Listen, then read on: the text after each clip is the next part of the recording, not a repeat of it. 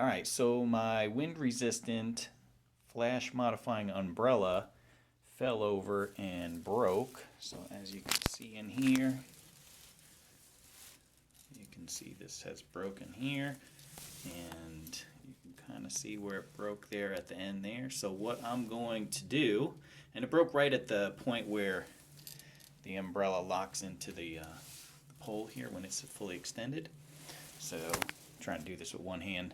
What I'm going to do, because this tube is hollow, is, and there was another tube inside this, it was just another hollow tube to reinforce this, cheap, very thin metal. So it was stronger than just the thin metal here, but what I did is this is exactly like a 1/4 inch in inner diameter.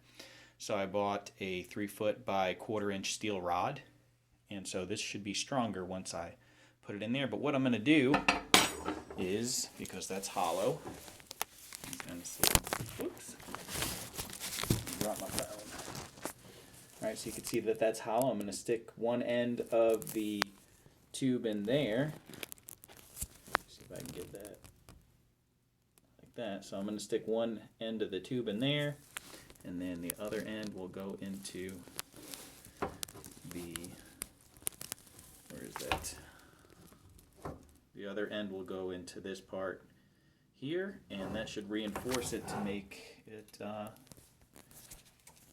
completely whole again. And what I'm going to do is, I think I'm going to take some JB Weld and put it inside the part that's broken here, and then some on the inside of this end of the tube.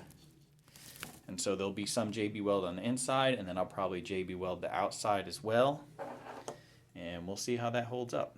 So if your entire assembly came out, what you could do is stick that rod back in there, the broken part. You take this piece here, make sure it's back in place before you take the second portion of the broken rod here, which is right here now, and then you would stick that through and pull it through, and then when you marry it up with this part of the rod here.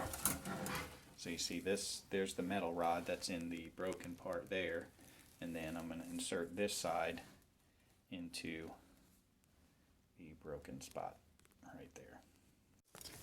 Alright, so now I've got some JB Weld on the back side of the locking mechanism, making sure not to get it on the actual locking mechanism so it locks well. And again, there's some JB Weld on the inside of the tube. So I put some on the inside of the tube and then forced the rod in between. And now all I got to do is just let it sit and hopefully set, and hopefully the sucker will be strong tomorrow.